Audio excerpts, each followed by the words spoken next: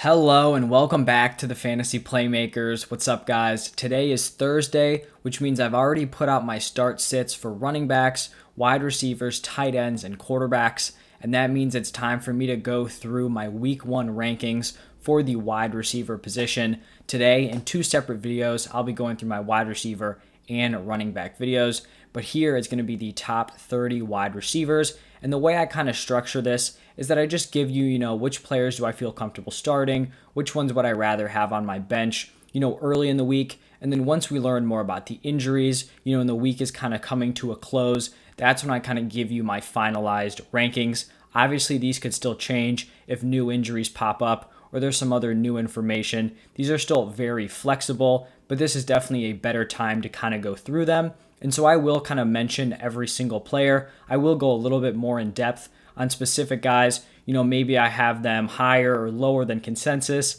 Maybe they have a tough matchup, or maybe I think this is a really solid matchup for them this week. So it really just depends. But if you guys are watching this video and you enjoy the content, please just leave a like and subscribe to the channel. And then let me know your thoughts down below in the comment section. If you guys have sit start questions, maybe you're thinking about making a trade, waiver wire pickups, any of that stuff, comment down below and I'll respond to every single comment. But let's just get started with the rankings. So started off here at number 30, I have Kenny Golladay, and this is something that I don't feel great about. This whole Giants offseason has just been rough. We don't know if Saquon Barkley is going to be playing. It looks like he is now, but leading up until the season, we had no idea. Kenny Golladay has been missing a ton of training camp. You've got Daniel Jones there. He hasn't looked great in preseason or in training camp. Evan Ingram is hurt. So there's just a lot of issues with this team.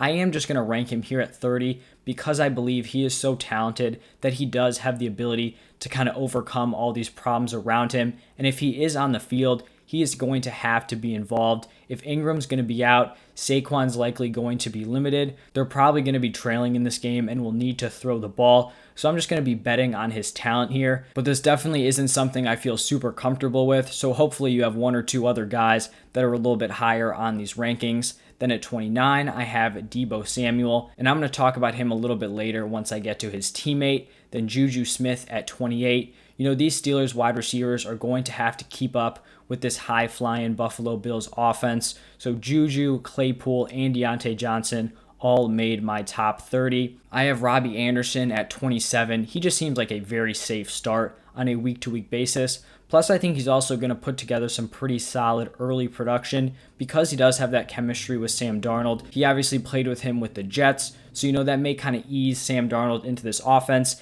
and Robbie may be the guy that Darnold trusts the most to start off the season. Then I have Adam Thielen here at 26. He's probably a guy who all season is going to be like a high-end wide receiver 3 or maybe like a low-end wide receiver 2. Depending on the matchups. I just think that's kind of where he is right now in his career. And then I have Claypool at number 25. Basically the same reasons I mentioned for Juju. I am a little bit concerned about this Bills pass rush. I don't know if this Steelers O-line is going to be able to hold up. And Claypool is the guy that kind of needs some time to get down the field to make those big plays. Juju and Deontay Johnson are much more volume reliant. And so you can hit them pretty early. I'm just kind of hoping that this offensive line is going to hold up for Chase Claypool. Then at 24, I have Antonio Brown. I'm going to talk about these Buccaneers wide receivers later in the video once I get to Godwin and Evans, but I really like all three of them this week. Then at 23, I have Brandon Ayuk, and I'm really just a big fan of all of the 49ers weapons this week. In my running back rankings video, I talked about Trey Sermon and Raheem Mostert and said that they had a great matchup this week against the Lions, and it's really the same thing here for these 49ers wide receivers. The Lions gave up the 5th most points to wide receivers last season, and I'm just not really impressed by this Lions secondary. They have some young guys there, but really not proven players, and so I just think the Niners are going to have their way on the ground and in the air. I think they're going to be able to score wherever they want, and so I think both of these wideouts are going to have some solid chances to succeed in this game. After Ayuk, it's going to be T. Higgins, and I really like Higgins this year as what I think is going to be the wide receiver 1 of this offense. So, a solid wide receiver 2 start. Then at 21, I have Tyler Lockett. He's a guy who's not going to give you week-to-week consistency, but you still just have to start him in your lineup. because you cannot just miss out on those games where he goes absolutely absurd, because you would never forgive yourself. So another kind of lower end wide receiver 2. Now moving on to wide receiver 20 through wide receiver 11. Here at number 20, I have Deontay Johnson. He is the third piece of that Steelers wide receiver room, and who I think is going to be the number 1. I think he's going to finish with the most points per game, and I also think he's just the safest option on a week-to-week basis because of his volume.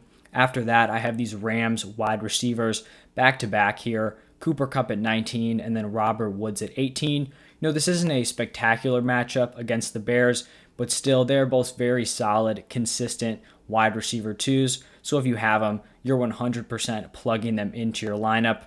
After that, it's going to be DJ Moore here at 17. I do like the matchup he has this week. Plus, we got to see him play with Sam Darnold in the third preseason game, and they looked very solid together. So I'm expecting DJ Moore to produce right from the jump. Here at 16, I have Allen Robinson, and personally, on a season-long basis, I value Allen Robinson as a low-end wide receiver 1. I believe I had him as my wide receiver 10 overall, so I'm a big Allen Robinson fan, but this is just a rough matchup week 1 here. The Bears are traveling to LA to play against the Rams. The Rams gave up the fewest points to wide receivers last season. Plus, he's likely going to be shadowed by Jalen Ramsey, which is really something you never want to have for your fantasy football wide receiver. Ramsey is totally locked down, and there is a possibility that Allen Robinson gets the best of him, but it's just something where it's probably not going to be a winning outcome for Robinson. And as a whole, I just think this Bears offense is going to struggle. With Andy Dalton out there, I just do not see much of a ceiling for this team. So there's probably going to be limited touchdown opportunities. So he's obviously going to be in your lineup because he's probably your wide receiver 1 or 2. But I just think you kind of need to temper your expectations here in week 1. At 15 here, I have Chris Godwin, the second Bucs receiver so far. I'm going to get into this matchup a little bit later, so I don't have a ton to say right now. Then CeeDee Lamb at 14. I really think this Bucs-Cowboys matchup is just going to be explosive, so I really like the weapons on both sides. Julio Jones here at 13. I like this matchup for him, and I do think he's just going to step in and ball out right away. Amari Cooper here at 12. Just like I mentioned with CeeDee Lamb, this game is going to have a lot of passing volume. Then here at number 11, I have Mike Evans, and this is where I'm going to talk about all 3 of these Bucs wide receivers. I'm really excited about all of them this week. This is a great matchup for them here against the Cowboys. Dallas allowed the 4th most points to wide receivers last season. I do think this is going to be an improved defense with Dan Quinn coming in as the defensive coordinator, but this is a really tough test week 1, and you can have a great defensive mind. It doesn't mean that that's going to go into play right away and the team is just all of a sudden going to be good, because they were pretty abysmal last year. So even if they're a mid-tier defense this year, I still think this Bucs offense is going to feast. All 3 of these guys have the chance to put up monster games, and I do think the Buccaneers are just going to come out chucking the ball, and I'd feel great if any 3 of these wide receivers were in my lineup: Mike Evans, Chris Godwin, or Antonio Brown. Now we have the top 10 week 1 wide receivers, and a lot of these guys really don't need a huge explanation. Here at number 10, it's Terry McLaurin. This is finally his first week being the alpha on an offense that has a quarterback that's really just going to go out and sling it. In terms of real NFL, Ryan Fitzpatrick, may not be a top 15 guy, but for fantasy, he is going to go out and support his wide receivers.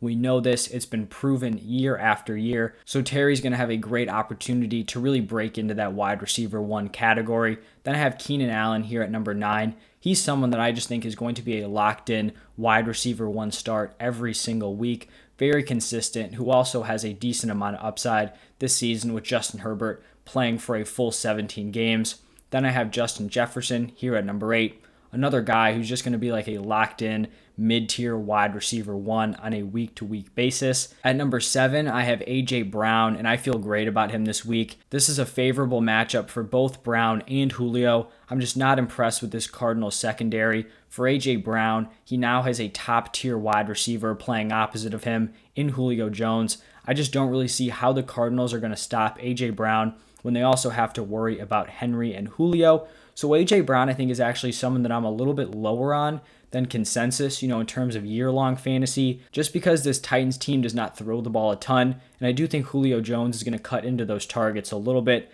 But for this week, with this matchup against the Cardinals, I think he is a locked-in mid-tier wide receiver 1 and a very, very solid start. Then I've got DK Metcalf here at number 6. I think Metcalf, Brown, Jefferson, and Allen are really all in like the same kind of tier for me. I think they're right behind that tier that kind of ends with Ridley and Hopkins, but they're much better than the rest of the wide receivers below them. So I feel like they're all kind of going to be in this range throughout the season. Then we do get into that top 5, starting it off with DeAndre Hopkins. Then I have Calvin Ridley at number 4, and then the big 3 are just locked in to these top 3 slots. So I went with Tyreek Hill at number 3, Stephon Diggs at number 2, and then Davante Adams here at number 1. So that is going to wrap it up for my top 30 week 1 wide receiver rankings. If you guys enjoyed the video, please just leave a like and subscribe to the channel. That really helps support me a lot. And also let me know your thoughts down below in the comment section. If you guys have start-sit questions, other kind of fantasy related questions, let me know down below. I'll respond to every single comment. But that's all I have for today. Thank you guys for tuning in. Make sure you look out tomorrow for my quarterback and tight end rankings. And then if you haven't seen it, my running back rankings also posted today. So go check it out. Thank you guys, and I'll see you next time.